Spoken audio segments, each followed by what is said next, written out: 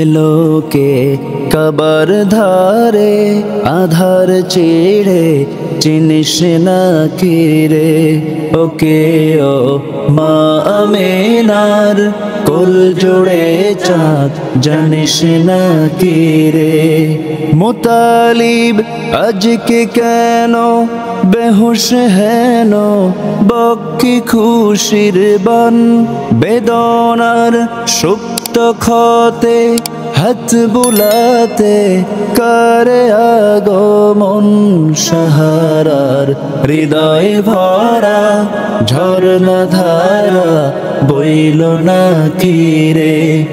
আসসালামু আলাইকুম ওয়া রাহমাতুল্লাহি ওয়া বারাকাতুহু। أعوذ بالله من الشيطان الرجيم بسم الله الرحمن الرحيم وما أرسلنا من قبلك إلا رجالا نوحي إليهم فاسألوا أهل الذكر إن كنتم لا تعلمون بالبينات والزبر وأنزلنا إليك الذكر لتبين للناس ما نزل إليهم ولعلهم يتفكرون। ইরশাদ হচ্ছে, হে নবী সাল্লাল্লাহু আলাইহি ওয়াসাল্লাম, আমি আপনার পূর্বে যত নবী রাসূল পাঠিয়েছি তারা সবাই পুরুষ ছিলেন। তাদের প্রতি আমি ওয়াহি করেছি, অতএব তোমরা না জানলে জিকিরওয়ালাদেরকে উলামাদেরকে জিজ্ঞাসা করো দলিল এবং কিতাবের আলোকে। আর হে নবী, আপনার প্রতি এই কোরআন আমি এজন্য নাজিল করেছি যাতে করে যা তাদের প্রতি নাজিল করা হয়েছে তা আপনি সুস্পষ্টভাবে বয়ান করেন আর যাতে তারা চিন্তা করে। আলহামদুলিল্লাহ আলা ইহসানিহি ওয়া শুকরু লাহু আলা তৌফিকিহি ওয়া ইমতিনানিহি ওয়া আশহাদু আল লা ইলাহা ইল্লাল্লাহ ওয়াহদাহু লা শারীকা লাহু তা'যীমান লিশানিহি ওয়া আশহাদু আন্না সাইয়্যিদানা ওয়া নাবিয়্যানা মুহাম্মাদান আবদুল্লাহি ওয়া রাসূলুহু আদ-দাঈ ইলা রিদওয়ানিহি সাল্লাল্লাহু তাআলা আলাইহি ওয়া আলা আলিহি ওয়া আসহাবিহি ওয়া খিল্লানিহি ইলা ইয়াউমি আযাবিহি ওয়া রিদওয়ানিহি। আম্মা বাদ। শাহ ওয়ালিউল্লাহ রাহিমাহুল্লাহ এই শাখার উদ্যোগে আয়োজিত আজকের এই ধরার উপর শ্রেষ্ঠ মানব রাসূল সাল্লাল্লাহু আলাইহি ওয়াসাল্লামের সিরাত শীর্ষক এই আলোচনা সভায় উপস্থিত সম্মানিত সভাপতি, উপস্থিত রয়েছেন শাখার দায়িত্বশীল বৃন্দ এবং আমার সামনে উপবিষ্ট রাসূল সাল্লাল্লাহু আলাইহি ওয়াসাল্লামের আদর্শে আদর্শিত তার সিরাতকে এবং সুন্নতকে যারা জীবনে ধারণ করছেন প্রিয় তাওহীদি জনতা, আজ আমরা এখানে একত্রিত হয়েছি রাসূল সাল্লাল্লাহু আলাইহি ওয়াসাল্লামের সিরাত সম্পর্কে আলোচনা করার জন্য। সিরাতুন নবী সাল্লাল্লাহু আলাইহি ওয়াসাল্লাম মহা একটি সমুদ্রের সাথে যদি তার জীবনীর তুলনা করা হয় এটাও বেয়াদবি হবে, কারণ মহাসমুদ্রের একটা শেষ আছে, একটা তলদেশ আছে, কিন্তু রাসূল সাল্লাল্লাহু আলাইহি ওয়াসাল্লামের সিরাতের জিন্দেগির কোনো শেষ নেই। তারপরেও নির্দিষ্ট সময়ের মধ্যে তার জীবনের কিছু ঝলক, সামান্য কিছু চিত্র এবং এই পৃথিবীতে তিনি কেন এসেছেন, রিসালাত, নবুওয়াত, এই সংক্রান্ত কিছু বিষয় আমরা আজ এই মাহফিল থেকে জানার চেষ্টা করব ইনশাআল্লাহ। যেহেতু আমাদের মাহফিলগুলো কাল্পনিক কিচ্ছা কাহিনী কেন্দ্রিক কোনো মাহফিল নয়, বরং আমাদের মাহফিলগুলো তাত্ত্বিক হয়, কোরআন সুন্নাহর আলোকে আমরা আলোচনা করি। সেহেতু রাসূল সাল্লাল্লাহু আলাইহি ওয়াসাল্লামের রিসালাতের উপর সূরাতুন নাহলের দুটি আয়াত 43 এবং 44 নম্বর আয়াতের আলোকে এই দুটি আয়াত আমি তিলাওয়াত করেছি। এর আলোকে রিসালাত সম্পর্কে এবং একজন নবী রাসূল তার চরিত্র কিভাবে হতে হয় এবং কিভাবে তিনি দাওয়াত দেন এবং মহানবী সাল্লাল্লাহু আলাইহি সাল্লামের সিরাত সম্পর্কে আজ আমরা কিছু জানার চেষ্টা করব ইনশাআল্লাহ।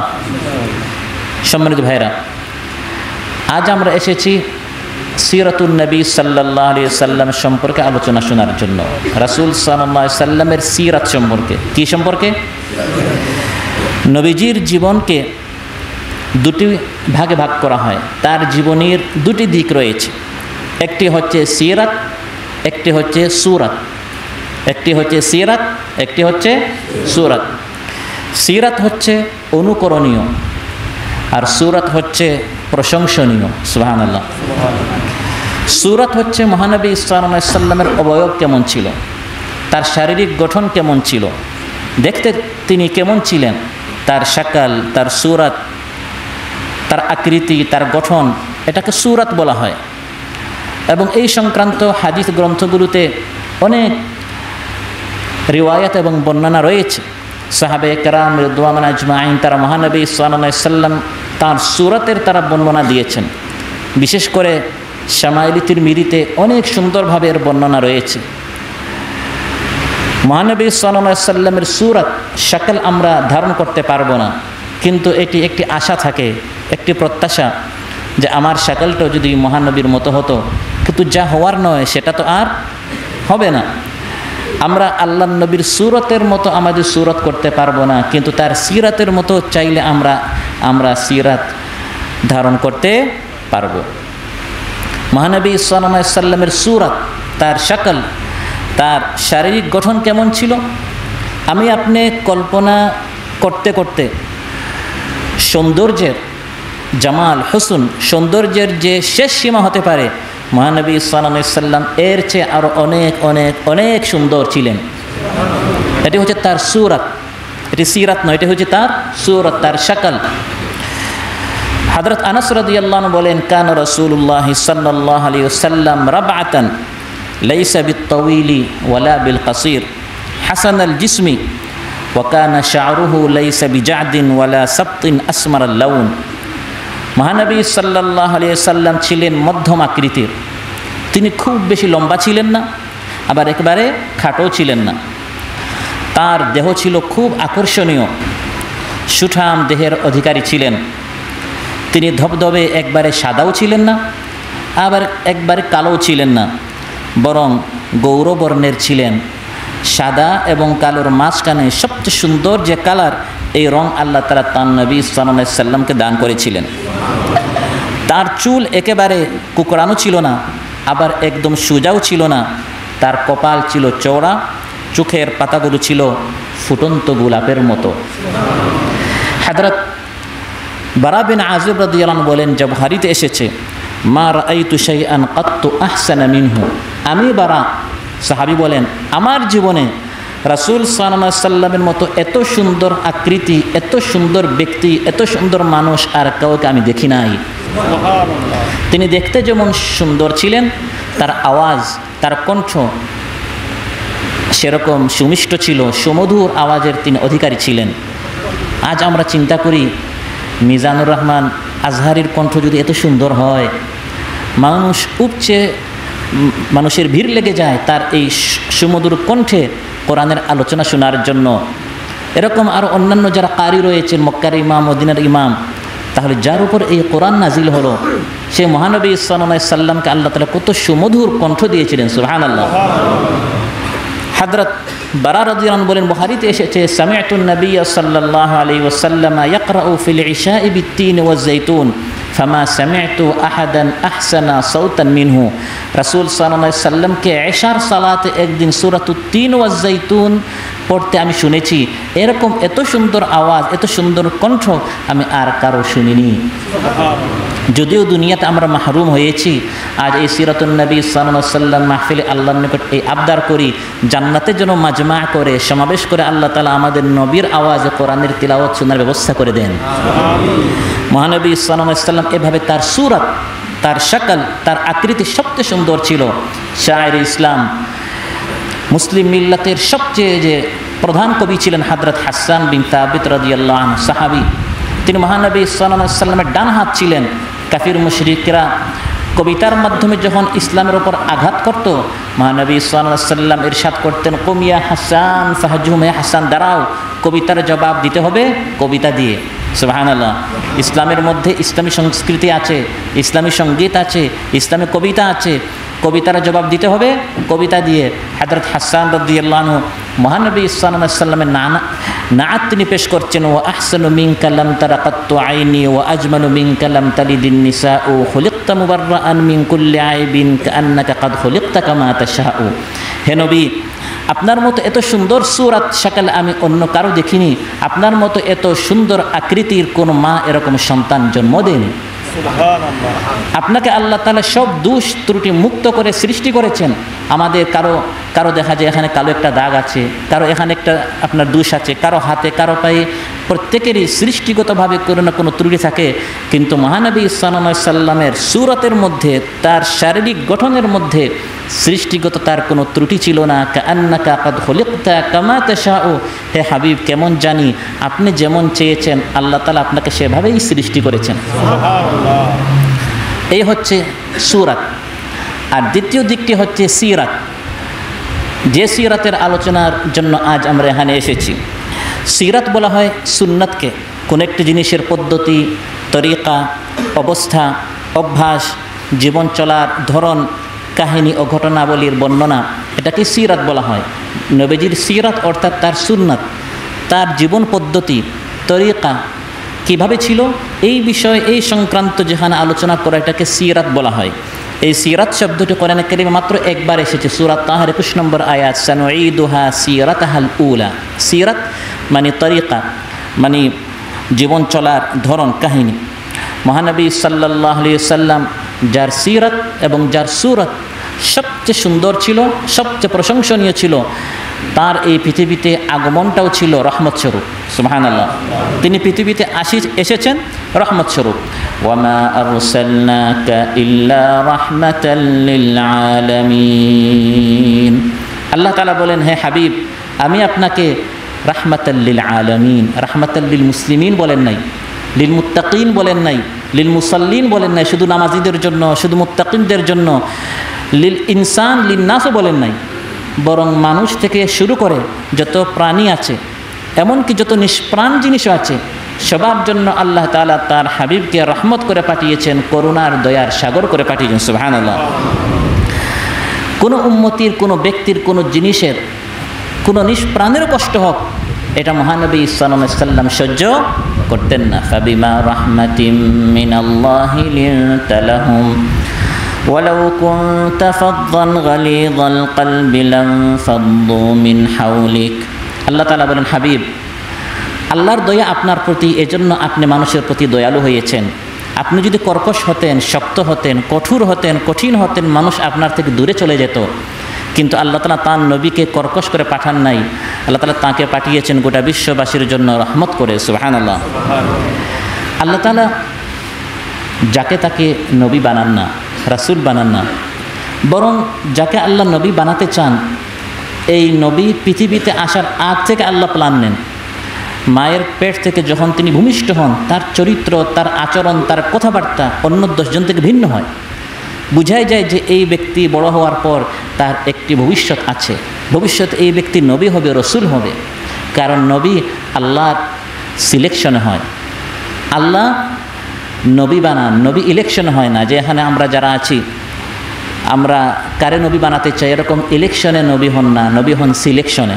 নবী কিসে হন? আল্লাহ তাআলা নিজে মনোনয়ন দেন, আল্লাহ তাআলা নিজে পছন্দ করে নবীদেরকে আল্লাহ তাআলা রিসালাতের দায়িত্ব দান করেন। আল্লাহু ইয়াসতাফি মিনাল মালাইকাতি রাসূলান ওয়া মিনান নাস। আল্লাহ তাআলা বলেন, মানুষ এবং ফেরেশতাদের মধ্য থেকে আল্লাহ তাআলা যাকে চান তাকেই আল্লাহ তাআলা নবী বানান, তাকে আল্লাহ রসুল বানান।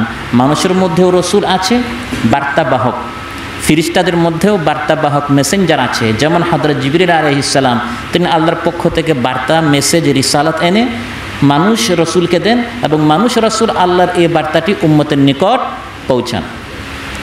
ইলেকশনের মাধ্যমে যদি নবী বানানো হতো, তাহলে মূসা আলাইহিস সালাম নবী না হয়ে ফিরআউন হয়ে যেত।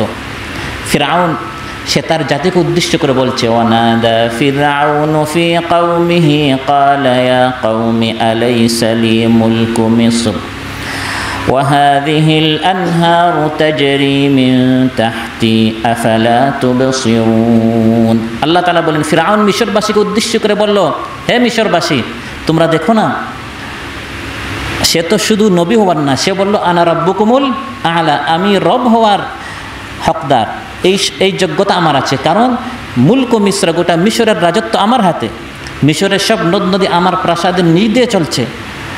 আনা খায়রুম মিন হাযা, এই মুসার চেয়ে আমি কি শ্রেষ্ঠ না? তাহলে সে নিজেকে মুসা আলাইহিস সালাম থেকে শ্রেষ্ঠ মনে করতো। নবুয়তের ক্ষেত্রে যদি ইলেকশন হতো, সে নিজে কি হয়ে যেত? নবী হয়ে যেত। কিন্তু মুসা আলাইহিস সালামকে আল্লাহ তাআলা নবী বানিয়েছেন, কারণ চরিত্রের দিক দিয়ে মুসা আলাইহিস সালামের সাথে ফিরআউনের কোনো তুলনা হতে পারে না। মহানবী সাল্লাল্লাহু আলাইহি সাল্লামকে যখন আল্লাহ তাআলা নবী করে পাঠালেন, মক্কার আবু জাহেল, আবু লাহাব তারা মস্কারি করলো, এই মুহাম্মদকে আল্লাহ তাআলা নবী করে পাঠিয়েছেন, অথচ সেই ইয়াতীম মিসকিন, আমি আবু জাহেল, আমি আবু লাহাব, ওয়ালিদ বিন উতবা, আমরা কত ধনী ধনাঢ্য, গোটা মক্কার টাকা পয়সা অর্থ করি আমাদের হাতে। তারা চেয়েছিল ইলেকশনের মাধ্যমে নবী নির্বাচিত করা হোক, তাহলে আমরা কি হয়ে যেতাম? নবী হয়ে যেতাম। وقالوا لولا نزل هذا القرآن على رجل من القريتين عظيم। তারা বলল, এই দুই শহর মক্কা এবং তাইফের মধ্যে সবচেয়ে সম্ভ্রান্ত সম্মানিত যে ব্যক্তি, অর্থাৎ উদ্দেশ্য ছিল মক্কার বড় এক কাফির ওয়ালিদ বিন মুগীরা, তারা বলল ওই ব্যক্তিকে আল্লাহ কেন নবী বানালেন না? আমরা সবাই তাকে ভোট দিয়ে কি বানাতাম? নবী বানাতাম। কিন্তু আল্লাহ তাআলা এভাবে বড় অহংকারী, দাম্ভিক, টাকা পয়সা দেখে দেখে আল্লাহ নবী বানান না। আল্লাহ তাআলা উত্তম চরিত্রের অধিকারী যারা, তাদেরকেই নবী বানান। সুবহানাল্লাহ। প্রিয় ভাইরা, অতএব নবীদের ক্ষেত্রে আমাদের প্রথম যে আকীদা, সেটা হচ্ছে নবী ইলেকশন হয় না, নবী সিলেকশন হয়। নবী দাবি হওয়া যায় না, নবী আল্লাহ নিজে বানান। কেউ যদি দাবি করে আজ আমি নবী, তাহলে নবী হওয়া যায় না। আপনারা জানেন আমাদের পাক ভারত উপমহাদেশে নিকৃষ্ট একটি ফিতনা কাদিয়ানিয়ত, যারা দাবি করে যে তাদের নেতা গোলাম আহমদ কাদিয়ানী নাকি আল্লাহর পক্ষ থেকে প্রেরিত নবী রাসূল। নাউযুবিল্লাহ।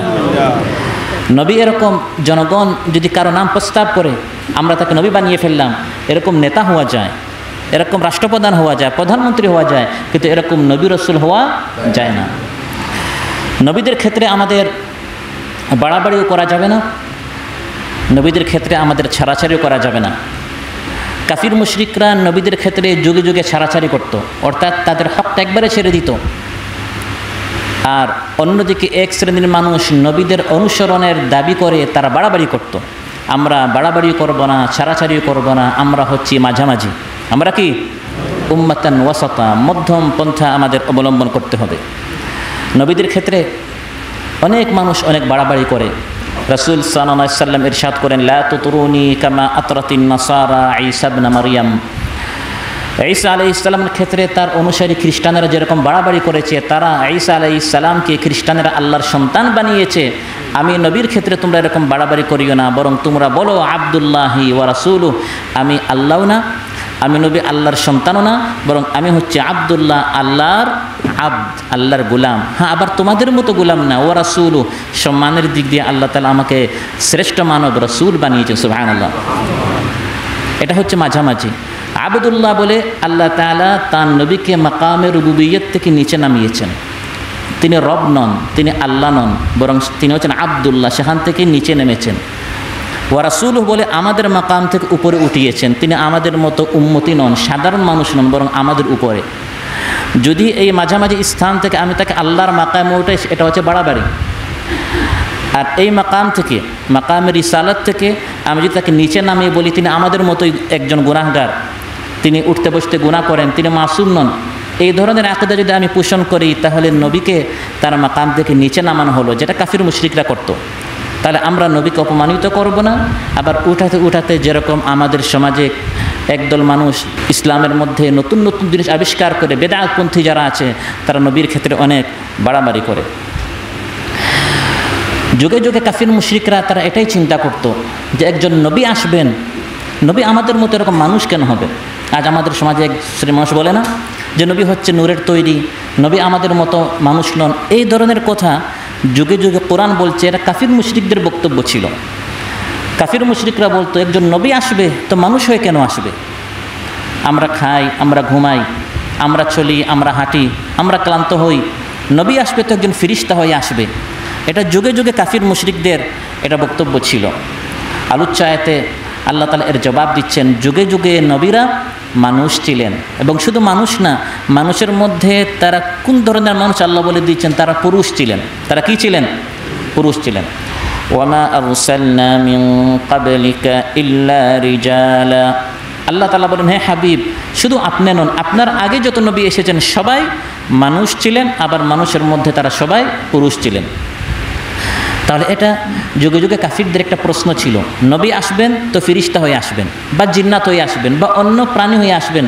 মানুষের মধ্যে আসলে তিনি তো আমাদের মতোই হয়ে গেলেন। তারা চাইতো নবীর একটা শান শৌকত হবে, একটা ভাবমূর্তি থাকবে, অন্য সৃষ্টির মধ্যে আসলে সবাই মানতে বাধ্য হবে, আমাদের মতো এরকম মানুষ হয়ে কেন আসবে? তাদের একটা আশ্চর্যের বিষয় ছিল যে নবী মানুষ হয়ে কেন আসেন। أكان للناس عجبا أن أوحينا إلى رجل منهم أن أنذر الناس। আল্লাহ তাআলা বলেন, এটা মানুষের নিকট তাআজ্জুবের, আশ্চর্যের একটা বিষয় যে আল্লাহ একজন মানুষকে কেন নবী করে পাঠিয়েছেন। তারা বলতো, নবী আমাদের সাথে বাজার করতেও যায়, শপিং করতেও যায়, ইয়াকুলুত তাআমা ওয়া ইয়ামশি ফিল আসওয়াক। এ কেমন নবী? আল্লাহর পক্ষ থেকে বার্তা পৌঁছাতে এসেছেন, তিনি আবার আমাদের সাথে বাজারঘাট করতে যান, এটা আমরা মানতে পারছি না। এটা যুগে যুগে কাফির মুশরিকরা বলত। আল্লাহ তাআলা জবাব দিচ্ছেন, নবী তোমাদের মধ্য হতেই আসবেন। ওয়ামা আরসালনা ক্বাবলাকা মিনাল মুরসালিনা ইল্লা ইন্নাহুম লায়াকুলুনাত তাআমা ওয়া ইয়ামশুনা ফিল আসওয়াক। আল্লাহ তাআলা বলেন, হ্যাঁ হাবিব, শুধু আপনি নন, আপনার আগে যত নবী এসেছেন তারা সবাই আপনার মতো এরকম মানুষ ছিল। তারাও খাবার খেত, তারাও বাজারঘাট করত, সমাজের সাথে তারা চলতো। নবীরা সামাজিক জীব ছিলেন, অসামাজিক ছিলেন না। যেরকম আজ অনেকে মনে করে একজন আলিম বুজুর্গ আল্লাহওয়ালা কেমন হবে, সমাজের সাথে সম্পর্ক নাই, পুরাদিন মসজিদে থাকবে, জঙ্গলে গিয়ে আল্লাহ আল্লাহ করবে, আর এই দুনিয়ার রাজনীতি, অর্থনীতি, সমাজনীতি এগুলো আমরা চালাবো। যাদের আমরা পুরা সপ্তাহ নামাজের খবর নাই, শুধু জুমার নামাজ পড়তে যাব, বছরে একবার হজ উমরা করতে যাব, শেষ জীবনে ইতিকাফ করে আল্লাহ আল্লাহ করবো, এই ধরনের একটা চিন্তা আছে না? তো এই চিন্তা তারা করতো যে নবী আবার আমাদের সাথে অর্থনীতি করে, ব্যবসা বাণিজ্য করে, এই কেমন কথা? না, তিনি নবী হতে পারেন না। আল্লাহ তাআলা তার নবীকে বলছেন, হে নবী, নিজের পরিচয় তুলে ধরেন, আমি তোমাদের মতোই মানুষ। কুল ইন্নামা আনা বাশারুম মিসলুকুম ইউহা ইলাইয়া আন্নামা ইলাহুকুম ইলাহুন ওয়াহিদ। হে নবী, আপনি বলুন, আমি তোমাদের মতোই মানুষ, তবে সাধারণ মানুষ না, আমি হচ্ছে অসাধারণ মানুষ। সুবহানাল্লাহ। একটা পার্থক্য আছে, সেটা হচ্ছে তোমাদের উপর ওহী আসে না, আমার উপর ওহী আসে। তাহলে তিনি অতি মানব নন, মানব সৃষ্টির ঊর্ধ্বে নন, তিনি আল্লাহ বা তিনি ফিরিস্তা, অতি মানব নন। আনা বাশারুম মিসলুকুম, সৃষ্টিগতভাবে আমি তোমাদের মতো মানুষ, কিন্তু গুণগতভাবে, মানগতভাবে আমি তোমাদের মতো নয়। ইউহা ইলাইয়া, আমার প্রতি ওহী আসে, আমি নিষ্পাপ, আমি বেগুনাহ, আমি মাসুম। সুবহানাল্লাহ। পৃথিবীতে আল্লাহ তাআলা নবী মানুষ করে পাঠিয়েছেন, এটি আমাদের উপর আল্লাহর দয়া। কারণ পৃথিবীতে আমরা যারা আছি আমরা সবাই মানুষ। আল্লাহ তাআলা যদি একজন ফেরেশতা করে পাঠাতেন, তাহলে আমাদের বাংলাদেশের বর্তমান যে সমস্যা, গণ অভ্যুত্থান হলো, অন্তর্বর্তীকালীন সরকার ইত্যাদি, এই সমস্যাগুলোকে ফেরেশতাদের আছে? কি বলেন আপনারা? তাদের আছে? তারপরে আমাদের সাংসারিক ঝামেলা, পারিবারিক সমস্যা, কূটনীতিক সমস্যা হয়, প্রবাসী যে সকল সমস্যা হচ্ছে, ফেরেশতাদের তো এই সকল সমস্যার তারা সম্মুখীন হচ্ছে না, তাহলে তারা আমাদের সমস্যার সমাধান দেবে কি করে? নবীরা তো মূলত আসে আমাদের এই সকল সমস্যার সমাধান দেওয়ার জন্য, আমাদের মাসআলাগুলো হল করার জন্য, জবাব দেওয়ার জন্য।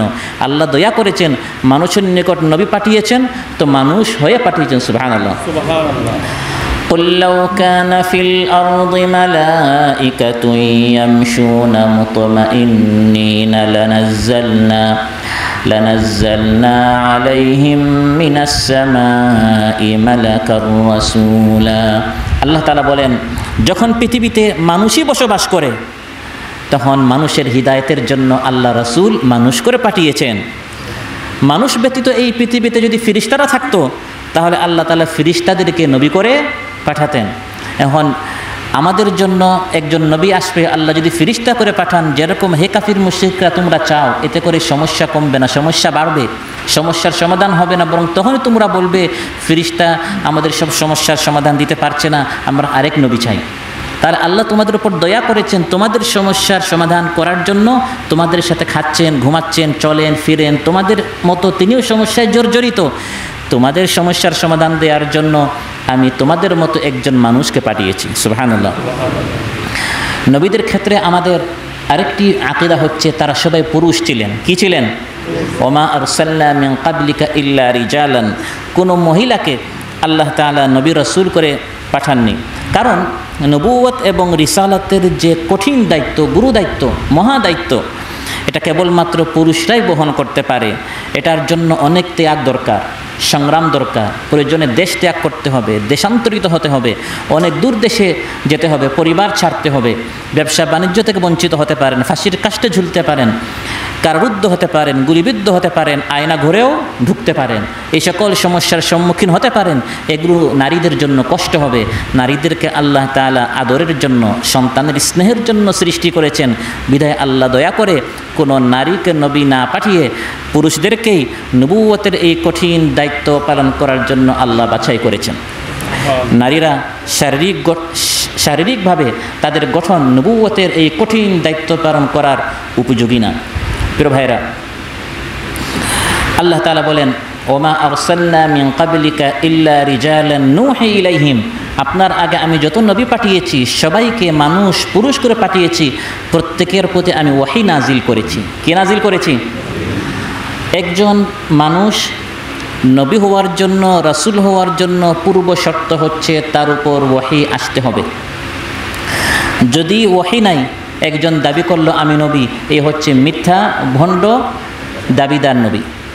নবী হওয়ার জন্য ইউহা ইলাইহিম, নূহি ইলাইহিম, আলোচ্য আল্লাহ তাআলা বলেন নবীদের উপর আমি ওহী নাজিল করি।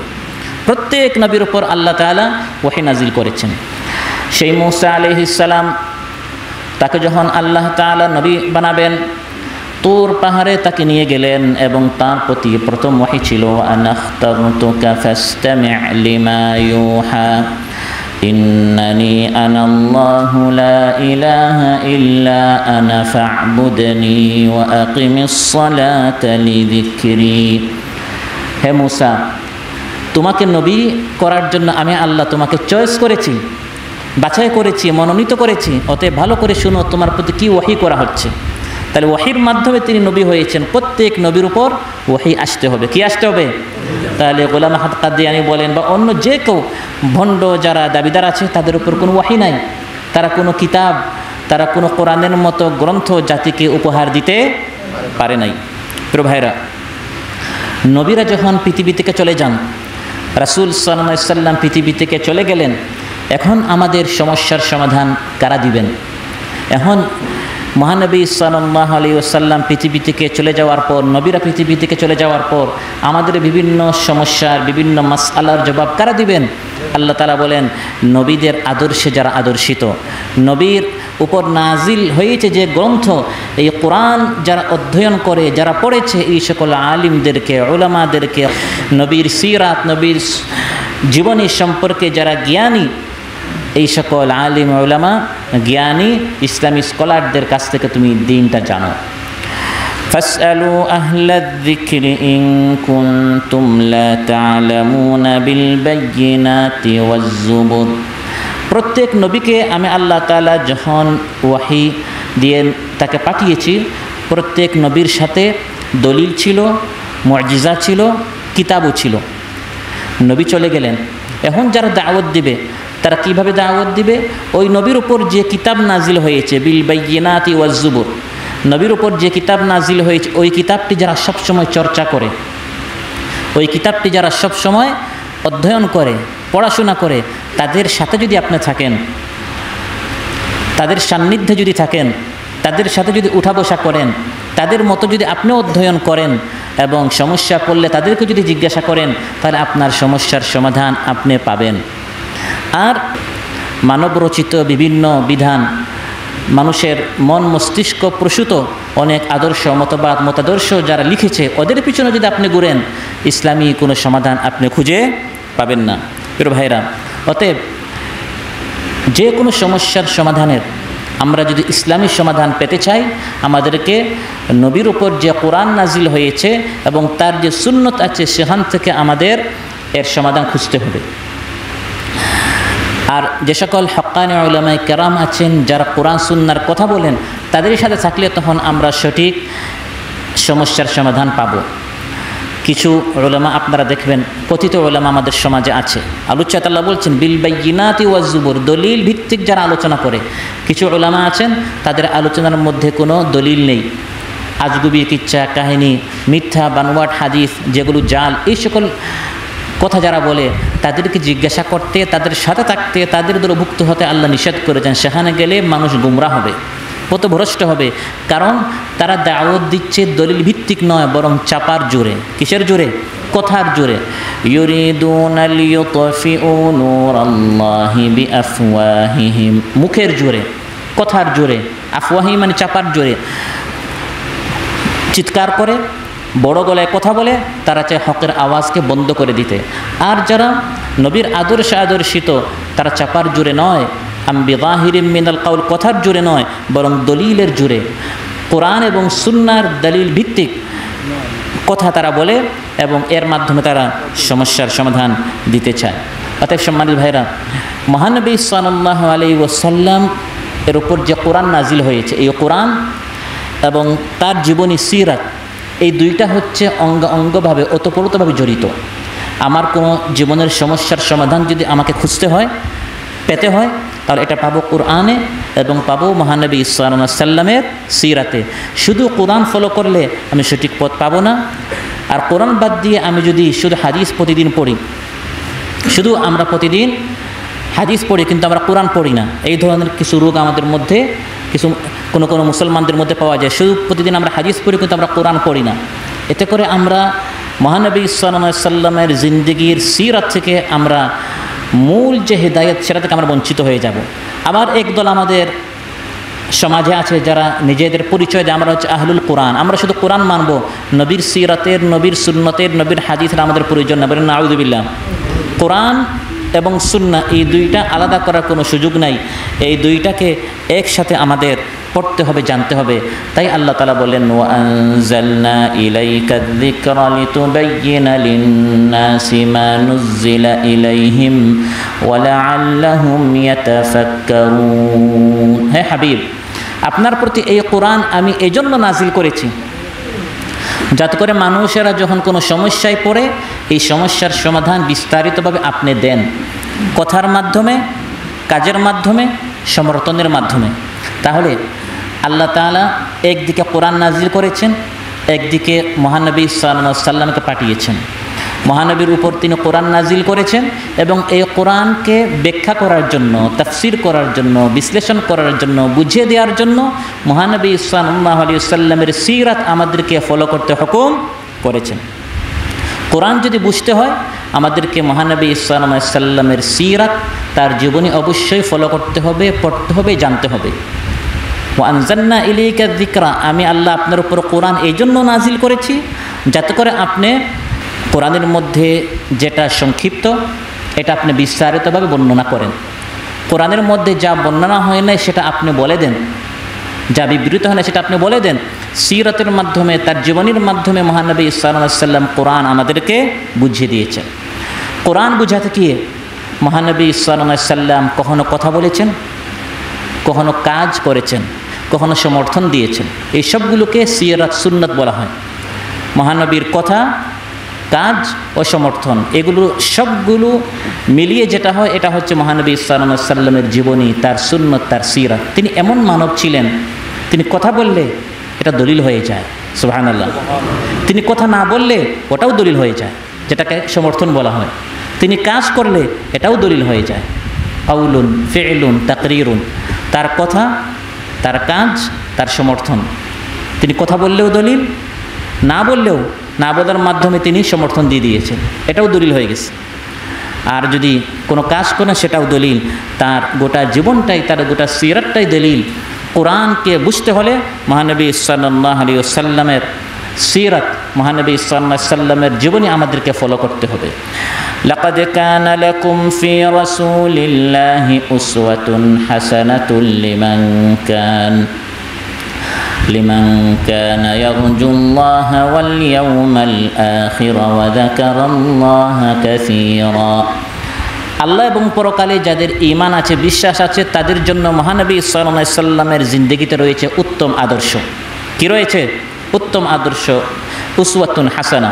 কোরআন বুঝতে হলে, ইসলাম বুঝতে হলে, দিন বুঝতে হলে মহানবী সাল্লাল্লাহু আলাইহি সাল্লামকে আমাদের উত্তম আদর্শ, নমুনা বানাতে হবে, মডেল বানাতে হবে, আইকন বানাতে হবে, আইডল বানাতে হবে, অনুপম আদর্শ, নমুনা, মডেল তাকে বানাতে হবে। তাকে দেখে দেখে আমাকে আপনাকে দিন শিখতে হবে, দিন মানতে হবে। লিতুবাইয়িনা লিন্নাসি মা নুজ্জিলা ইলাইহিম। হে হাবিব, আপনাকে পাঠিয়েছি, আপনার সিরাত, আপনার জীবনী দেখে দেখে মানুষ কোরআন বুঝবে। আপনার দায়িত্ব হচ্ছে কিতাবের যাবতীয় সংক্ষিপ্ত হুকুম বিস্তারিতভাবে আপনি বিবৃত করবেন। যা তাদের কাছে খটকা লাগে তা আপনি বর্ণনা করবেন। ইয়ামুরুহুম বিল মা'রুফি ওয়া ইয়ানহাহুম আনিল মুনকারি ওয়া ইউহিল্লু লাহুমুত তাইয়্যিবাত ওয়া ইউহাররিমু আলাইহিমুল খাবাইস। মহানবী সাল্লাল্লাহু আলাইহি সাল্লাম সৎ কাজের আদেশ করেন, অসৎ কাজ থেকে নিষেধ করেন, পবিত্র জিনিস হালাল করেন, অপবিত্র জিনিস হারাম করেন। কাজের মাধ্যমে, সিরাতের মাধ্যমে, জীবনীর মাধ্যমে তিনি এগুলো আমাদেরকে দেখিয়ে দিয়েছেন। মহানবী সাল্লাল্লাহু আলাইহি সাল্লামের জীবনী, সিরাত আর অন্যান্য অনেক মহামানবদের সিরাত, আর অনেক বড় বড় যারা আইকন, যারা আইডল, অনেক বড় বড় যারা নায়ক আছে, যারা অনেকের আদর্শ, তাদেরও সিরাত, জীবনী বর্ণনা করা হয়, আলোচনা সভায় বলা হয় এবং অনেক বইও লেখা হয়েছে। কিন্তু অন্যান্য মানুষের সিরাত আর রাসূল সাল্লাল্লাহু আলাইহি সাল্লামের সিরাত, জীবনী এক হতে পারে না। মহানবী সাল্লাল্লাহু আলাইহি সাল্লামের সিরাতের অনেক বৈশিষ্ট্য আছে, যার কারণে তার সিরাত উচ্চতার চূড়ান্ত শিখরে পৌঁছে গিয়েছে। সুবহানাল্লাহ। তার সিরাতের, তার জীবনীর বড় একটি বৈশিষ্ট্য হচ্ছে ঐতিহাসিকতা। মহানবী সাল্লাল্লাহু আলাইহি ওয়াসাল্লামের সিরাত, জীবনী যেগুলো বর্ণনা করে সিরাত মাহফিলে, এগুলো কাল্পনিক এবং আজগুবি নয়, বরং ঐতিহাসিকভাবে এগুলো প্রমাণিত। অন্যান্য অনেক ওলি আউলিয়াদের অনেক কাহিনী বলা হয়, বা রাজনৈতিক অনেক নেতার অনেক কিছু বলা হয় আলোচনা সভাগুলোতে, আদৌ ঘটেছে কিনা আল্লাহই জানে। কিন্তু মহানবী সাল্লাল্লাহু আলাইহি সাল্লামের সিরাতের বড় একটি বৈশিষ্ট্য হচ্ছে ঐতিহাসিকতা, যে তত্ত্ব বর্ণনা বিচারের মানদণ্ডে চূড়ান্তভাবে পরীক্ষিত, নিখুঁত, নির্ভুল তার সিরাত। সুবহানাল্লাহ। বিশুদ্ধতার মানদণ্ডে উত্তীর্ণ, সংশয় এবং ত্রুটিমুক্ত। অন্যান্যদের সিরাত এভাবে সংরক্ষণ করা হয় না। মহানবী সাল্লাল্লাহু আলাইহি সাল্লাম রাতে কী করেছেন, দিনে কী করেছেন, মসজিদে কী করেছেন, ঘরে কী করেছেন, এবং যুদ্ধ পরিচালনা করার ক্ষেত্রে কী করেছেন, সব কিছু তার সিরাত গ্রন্থে লিপিবদ্ধ আছে। সুবহানাল্লাহ। কারণ তার সিরাতের প্রধান উৎস হচ্ছে কোরআন। তার সিরাত সম্পর্কে যদি আমরা জানতে চাই, যত বেশি কোরআন পড়ব তত বেশি আমরা তার সিরাত সম্পর্কে অবগত হতে পারব। এবং এই হাদিস আমরা অনেকেই জানি। মা আয়েশা রাদিয়াল্লাহু আনহাকে জিজ্ঞাসা করা হলো, মহানবী সাল্লাল্লাহু আলাইহি সাল্লামের চরিত্র কেমন ছিল? তিনি বললেন, কানা খুলুকুহুল কোরআন। তার চরিত্র, তার আখলাক ছিল কোরআন। অতএব সর্বোত্তম সিরাত গ্রন্থ হচ্ছে আল কোরআন। সিরাত যদি আমরা জানতে চাই, মহানবী সাল্লাল্লাহু আলাইহি সাল্লামের জীবনী সম্পর্কে যদি আমরা জানতে চাই, কোরআন হচ্ছে সর্বোত্তম সিরাত গ্রন্থ। আল কোরআনের সর্বোত্তম তাফসির হচ্ছে মহানবী সাল্লাল্লাহু আলাইহি সাল্লামের জীবনী। সুবহানাল্লাহ। কোরআনের সর্বোত্তম তাফসির হচ্ছে মহানবীর জীবনী, আর সর্বোত্তম সিরাত গ্রন্থ হচ্ছে আল কোরআন। কোরআন হচ্ছে সিরাতের বর্ণনা, আর সিরাত হচ্ছে কোরআনের জীবন্ত মডেল। এই জন্য যে ব্যক্তি কোরআনের বিশুদ্ধতম তাফসির পড়তে চায়, আমরা অনেক তাফসিরের কথা বলি, তাফসির ইবনে কাসির, তাফসির কুরতুবী, ওইসব তাফসির পড়বেন। কিন্তু প্রথম আপনি যদি কোরআনের তাফসির পড়তে চান, মহানবী সাল্লাল্লাহু আলাইহি ওয়াসাল্লামের সিরাত পড়বেন। কারণ এই কোরআনের মধ্যে যা বলা হয়েছে করতে, তা বাস্তবে করে দেখিয়েছেন রাসূল সাল্লাল্লাহু আলাইহি ওয়াসাল্লাম।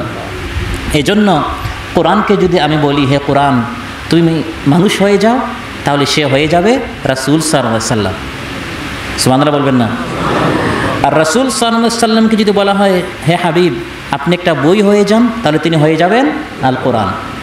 আল কোরআন এবং মহানবী সাল্লাল্লাহু আলাইহি সাল্লাম একটা ছিল থিওরি, একটা হচ্ছে প্র্যাকটিক্যাল, একটা হচ্ছে জ্ঞানগত ইসলাম, একটা হচ্ছে বাস্তব ইসলাম।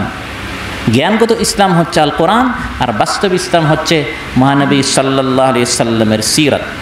মহানবী সাল্লাল্লাহু আলাইহি সাল্লামের সিরাতের এটি হচ্ছে বড় একটি বৈশিষ্ট্য, যেটা বললাম ঐতিহাসিকতা, এটা প্রমাণিত, এটা কাল্পনিক কিছু না। তার পৃথিবী থেকে আসা থেকে পৃথিবী থেকে চলে যাওয়া পর্যন্ত পুরা জীবনীটা কিতাবগুলোতে লিপিবদ্ধ করা আছে। তার সিরাতের আরেকটি বৈশিষ্ট্য হচ্ছে পরিপূর্ণতা, সার্বজনীনতা।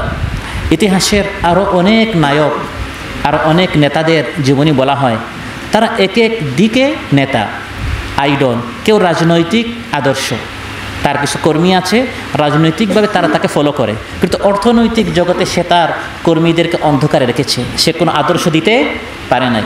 কেউ হচ্ছে অর্থনৈতিক নেতা, কেউ হচ্ছে সামাজিক নেতা, কেউ পারিবারিকভাবে খুব সফল হয়েছে, সাকসেস হয়েছে। পারিবারিকভাবে সাকসেস হতে হলে তাকে আপনি আদর্শ হিসাবে গ্রহণ করতে পারেন। এভাবে পৃথিবীতে অন্যান্য যারা আদর্শ হয়েছে, এক একজন এই দুনিয়ার জীবনীতে, জিন্দগিতে এক এক দিকের তারা আদর্শ হয়েছেন। কিন্তু মহানবী সাল্লাল্লাহু আলাইহি সাল্লামের সিরাত হচ্ছে পরিপূর্ণ একটি সিরাত। সুবহানাল্লাহ। মহানবী সাল্লাল্লাহু আলাইহি সাল্লাম একাধারে তিনি একজন দার্শনিক ছিলেন, ছিলেন একজন মহাবিজ্ঞানী, তিনি ছিলেন একজন রাজনৈতিক কৌশলী, তিনি ছিলেন সফল সমরনায়ক, আইন প্রণেতা, সফল রাষ্ট্রনায়ক। তার অর্থনৈতিক চিন্তা, তার প্রশাসন পরিচালনা পদ্ধতি, বিচার কার্যের দক্ষতা কিয়ামত পর্যন্ত অনুসরণীয়। সুবহানাল্লাহ। তার আদর্শ এতটাই পরিপূর্ণ যে ব্যক্তি জীবন থেকে আন্তর্জাতিক জীবন পর্যন্ত, রান্নাঘর থেকে সংসদ পর্যন্ত আপনি আপনার জীবনী কিভাবে চালাবেন, পরিচালনা কিভাবে করবেন, যে সমস্যায় পড়েন না কেন এর সমাধান মহানবী সাল্লাল্লাহু আলাইহি সাল্লামের সিরাতের জীবনীতে আপনি খুঁজে পাবেন। সুবহানাল্লাহ। তার জীবনীতেই আমার আপনার হিদায়াত রয়েছে। কুল আতিউল্লাহ ওয়া আতিউর রাসূল فإن تولوا فإنما عليه ما حمل وعليكم ما حملتم وإن تطيعوه تهتدوا وما على الرسول إلا البلاغ المبين। আল্লাহ তাআলা বলেন, হে নবী আপনি বলুন, আল্লাহর আনুগত্য করো এবং তার নবীর আনুগত্য করো। এই নবীর যদি তোমরা আনুগত্য করো, তার জীবনীকে যদি তোমরা ফলো করো, তাহতাদু, তাহলেই তোমরা সঠিক পথ প্রাপ্ত হবে। তাহলে সঠিক পথ প্রাপ্ত হতে হলে, জান্নাতি হতে হলে, জান্নাত পর্যন্ত পৌঁছতে হলে মহানবী সাল্লাল্লাহু আলাইহি সাল্লামের সিরাত, তার জীবনী আমাকে আপনাকে ফলো করতে হবে। প্রিয় ভাইয়েরা, অন্যান্য নবীরাও তাদের জাতির জন্য আদর্শ ছিলেন, আমাদের নবীও আমাদের জন্য আদর্শ। অন্যান্য নবীদের সিরাত তাদের উম্মতিদের জন্য আদর্শ, আমাদের নবীর সিরাত আমাদের জন্য আদর্শ। কিন্তু এখানেও একটা পার্থক্য, সেটা হচ্ছে আগের নবীরা তার আদর্শ ছিলেন সাময়িক, নির্দিষ্ট একটি এলাকার জন্য, নির্দিষ্ট একটি সময়ের জন্য। কিন্তু আমার আপনার নবীর সিরাত সর্বকালের, সর্বযুগের, সর্বস্থানের জন্য। সুবহানাল্লাহ। কুল ইয়া আইয়ুহান নাসু ইন্নী রাসূলুল্লাহি ইলাইকুম জামিআ। হে নবী আপনি বলুন, আমি তোমাদের সকলের জন্য আল্লাহর পক্ষ থেকে নবী হয়ে, রাসূল হয়ে আমি প্রেরিত হয়েছি, সবার জন্য, কালো সাদা সকলের জন্য আল্লাহ তাআলা তাকে নবী করে পাঠিয়েছেন। আজ 1450 বছর পর বাংলার জমিনে আমরা যদি আবার সুখী সমৃদ্ধশালী একটি দেশ গড়তে চাই, আমরা ডান দেখেছি, বাম দেখেছি, অনেক রাজনৈতিক দলকে আমরা দেখেছি, অনেক আদর্শ আমরা দেখেছি। আজ বাংলাদেশের জনগণ নতুন কিছু চায়, আজ বাংলাদেশের জনগণ শান্তি চায়, মুক্তি চায়। এজন্য জালিমের বিরুদ্ধে তারা আন্দোলন করেছে, সংগ্রাম করেছে, মাঠে ময়দানে ছাত্র জনতার পাশে অভিভাবক বড় ছোট সবাই ঐক্যবদ্ধ হয়েছে। কিন্তু ঐক্যবদ্ধ হওয়ার পর, চেষ্টা মেহনত করার পর আবার যদি আদর্শ নির্ণয় করতে আমরা ভুল করি, আবার আমাদের ভুগতে হবে, আবার আমাদের আন্দোলন করতে হবে, আবার আমাদের কষ্ট করতে হবে। এজন্য স্বাধীনতা অর্জনের চেয়ে স্বাধীনতা রক্ষা করা বেশি কঠিন।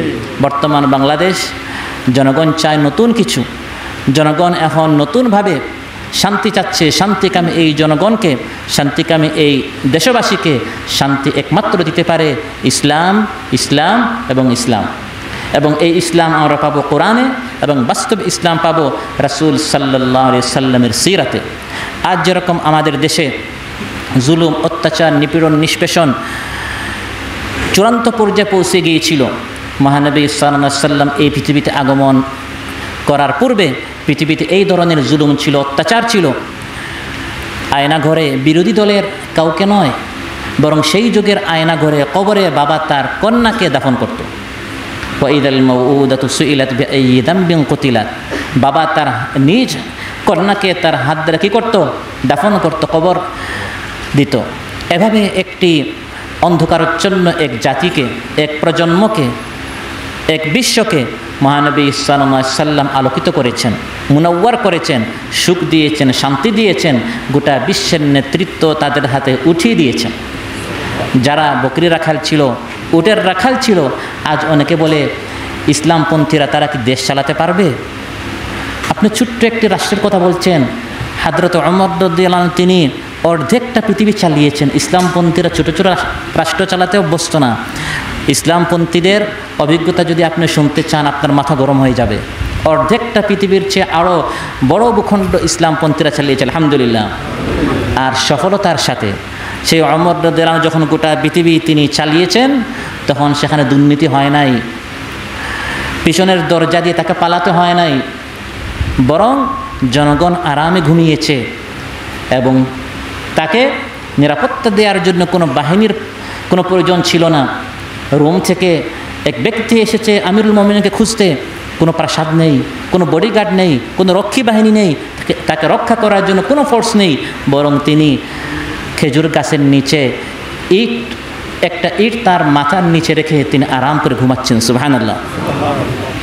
এই ধরনের সুখী সমৃদ্ধশালী একটি দেশ যদি আমরা করতে চাই, এই সিরাতুন নবী সাল্লাল্লাহু আলাইহি সাল্লাম মাহফিল থেকে সবার প্রতি উদাত্ত আহ্বান যে আবার আসেন, আমরা মহানবী সাল্লাল্লাহু আলাইহি সাল্লামের সিরাতকে ধারণ করি, তার জীবনীকে আপন করে নেই, তার আদর্শে আমরা আদর্শিত হই, ঐক্যবদ্ধ হয়ে আমরা দিন প্রতিষ্ঠার আন্দোলনে আমরা সবাই সমবেত হই। আল্লাহ তাআলা আমাদের সবাইকে তৌফিক দান করুন। আসসালামু আলাইকুম ওয়া রাহমাতুল্লাহি ওয়া বারাকাতুহু। এলোকে কবর ধারে আধার চেড়ে চিনিস না কি রে, ওকে ও মা আমিনার কোল জোড়ে চাঁদ জানিস না কি রে। মুতালিব আজকে কেন বেহুশ হেন, বক্কি খুশির বান বেদনার সুপ্ত ক্ষতে হাত বুলাতে করে আগমন সাহারার হৃদয় ভরা ঝর্ণা ধারা বইল না কি রে।